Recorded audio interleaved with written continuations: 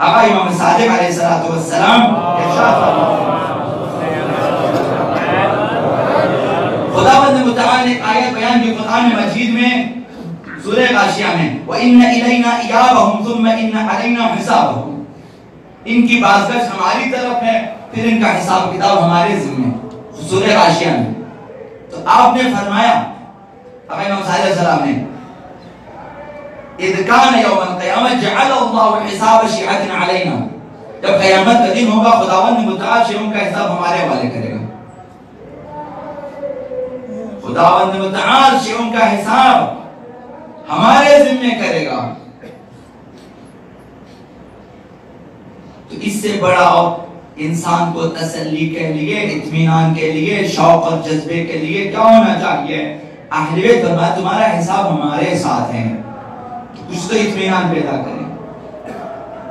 دوسری حدیث میں فرمایا نشفع لشیعتنا فلا یردنا ربنا، جب ہم شیعوں کی شفاعت کریں گے تو خداوند مسترد نہیں فرمائے، ہماری شفاعت کو قبول فرمائے۔ چھٹے امام نے فرمایا اینما تکونوا فشیعتنا معنا، شیعوں تمہیں یہ خوشخبری ہے تم جہاں بھی ہو ہمارے ساتھ ہو، اتنی بڑی خوشخبری، جہاں بھی آپ ہیں۔ اب یہ مسئلہ بن چکا ہے، ادھر یمنی پیشمنی، پیشمنی ادھر یمنی، جہاں بھی ہو شیعہ ہمارے ساتھ ہیں، یمن میں ہیں جہاں بھی ہمارے ساتھ ہیں۔ لیکن اگر شیعہ نہیں ساتھ بھی رہیں، پیشمنی در یمنی اتنا دور ہے، شیعہ بننا ضروری ہے۔ تو چاہیے کہ ان احادیث کو باور کریں، جائیں پڑھیں اپنی کتابوں میں، اور پھر اپنے ایمان کو تازہ کریں، اہل بیت کی نسبت محبتوں کو بڑھائیں۔ یہ ہمراہی حتیٰ دخول جنت تک ساتھ رہتی ہے، نہ کہ میدان حشر میں حساب کے بعد آپ کو چھوڑ دیتے ہیں تا جنت میں داخل ہو جائیں۔ حضرت آقا امیر المومنین علی بن ابی طالب علیہ السلام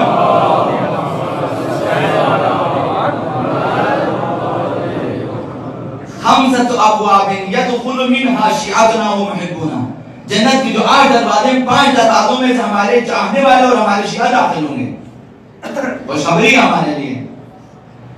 چھٹے امام نے فرمایا مسجد میں دیکھا ایک گروہ شیعہ ہے، تفصیل ورد کرنے کی گنجائش نہیں، وقت نہیں ہے۔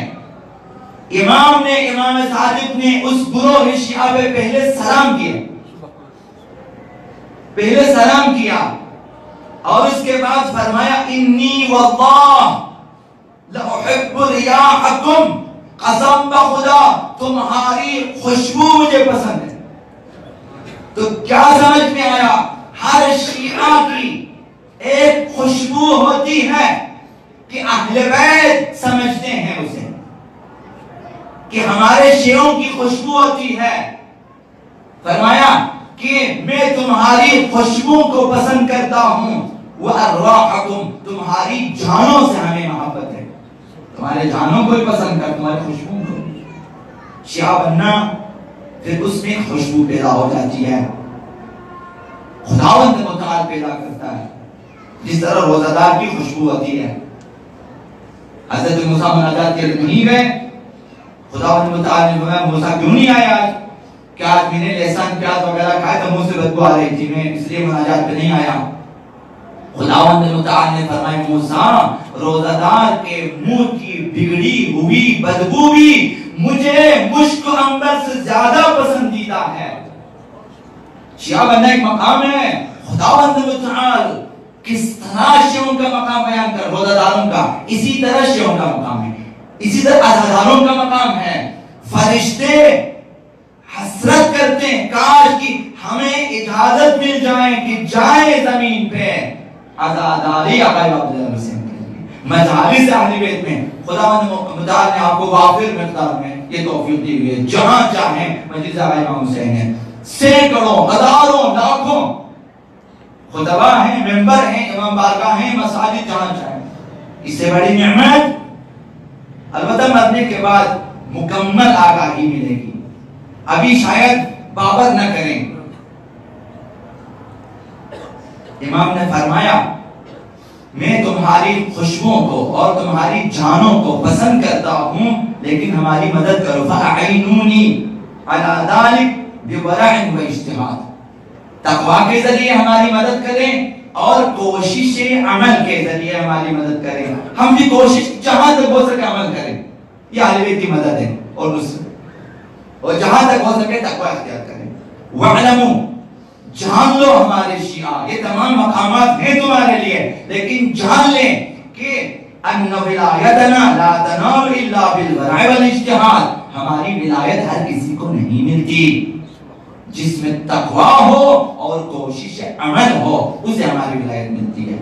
وہ ہمارے ولی ہیں، وہ ہمارے دوست ہیں، وہ ہمارے موالی ہیں، ہم ان کے مولا ہیں.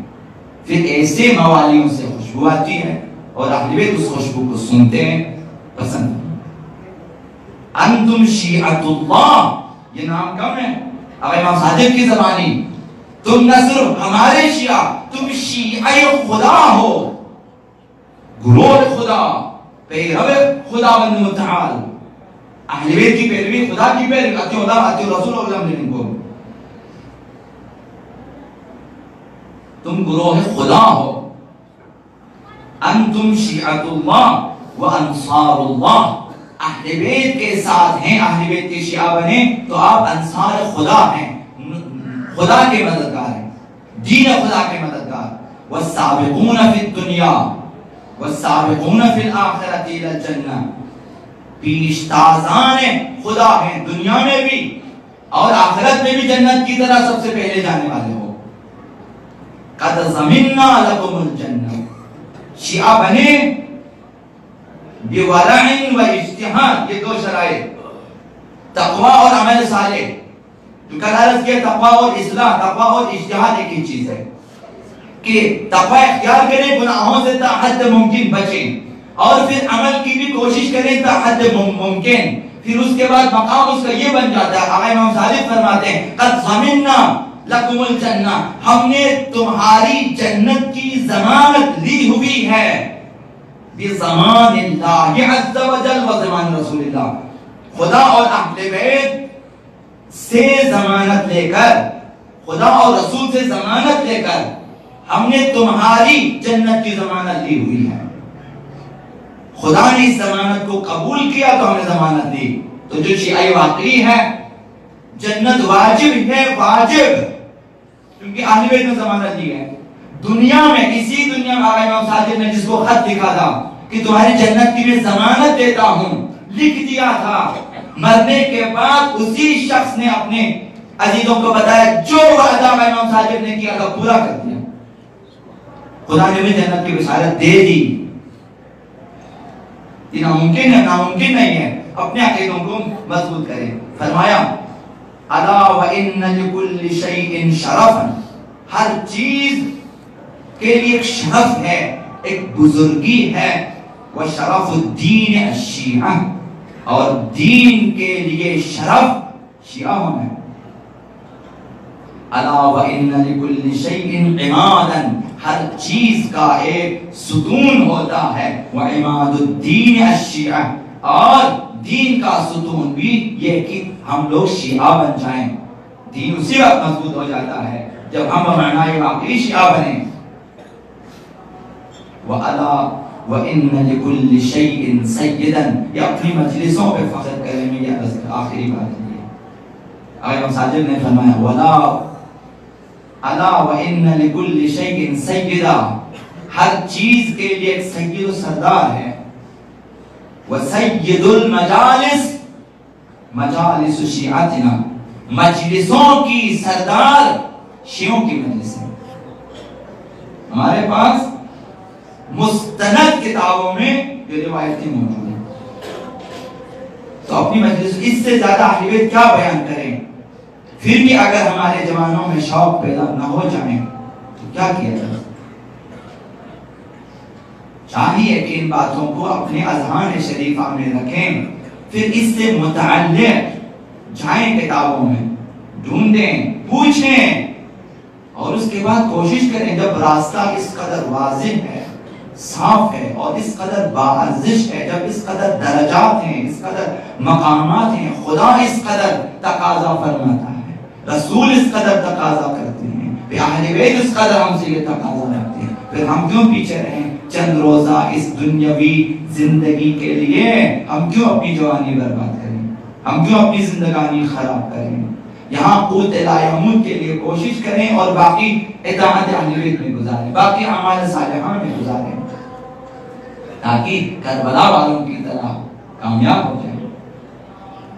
یہ جذبہ، یہ شجاعت، یہ بہادری، یہ معرفت، یہ بصیرت کربلا والوں کو کہاں سے ملی؟ تقویٰ کی وجہ سے ملی ہے، تقویٰ کی وجہ اور اعمال صالحہ کی وجہ سے ملی ہے، اطاعت اہل بیت کی وجہ سے ملی ہے، ولایت اہل بیت کو قبول کرنے کی وجہ سے کربلا والوں میں یہ بصیرت پیدا ہو گئی ہے کہ انہیں وہ موت سے بے خوف ہو